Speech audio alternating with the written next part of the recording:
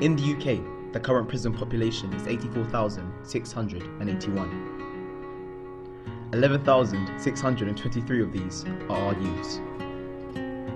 But one question always seems to be left unanswered.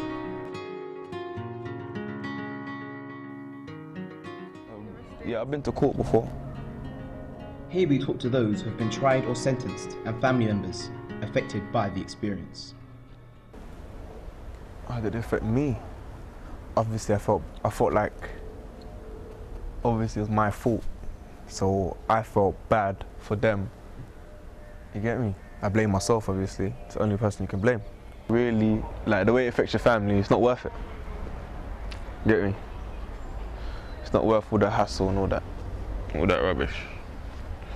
Just try your hardest not to get into trouble, innit?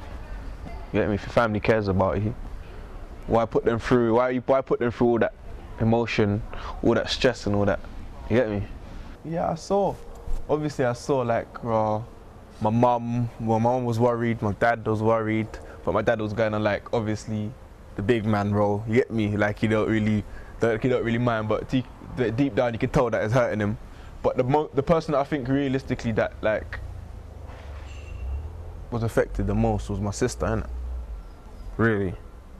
God, like, obviously she's like my best friend, you get me? So when she heard I was going to jail, she was crying, all this rubbish.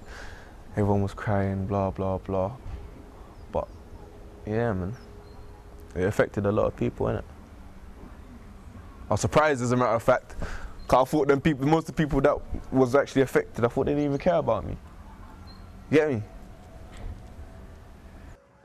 Many youths fail to recognise the impact that their actions tend to have on their family and their close friends. There are some families, obviously, where if one older sibling gets in trouble, then it carries on to the younger one, then the younger one before that.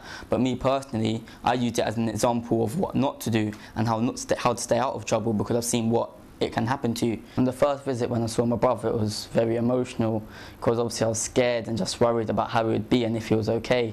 And then when I did see him, obviously he didn't look how I remembered him. He looked rough and he looked like prison clothes, and he just didn't look the same, and it was just a bad time for me. It was good for me to see him, but at the same time it was bad for me because that wasn't how I wanted to remember him, that wasn't how I wanted to see him. And leading up to it, I had butterflies in my stomach and everything. The feeling started before he went to prison, the beginning of the trouble altogether. Kind of devastated, really, upset and surprised, shocked, if you like. I didn't think that would happen to him, and it's been traumatic. I miss him badly. Because he was coming down every weekend, and I miss not seeing him all the time. Really not nice. Christmas isn't just not the same, is it? You know, it's a bit, I don't know. Not a nice feeling at all to any grandparents or any Or family. parent. Or parent. Or parents. Worse. Because at the moment all the family is up in here, Christmas coming, he doesn't know what to do. When anybody asks, where is him, what can we say to him? He's in prison. He's not a nice thing at all. Guy in jail, because you're just taking out the whole scenario straight away. You're taking out everyone's life. It's kind of like someone dying. You get me? One day you're here, one day you're not. Right, who you move with, what you do on the road, it's gonna have an effect on your family.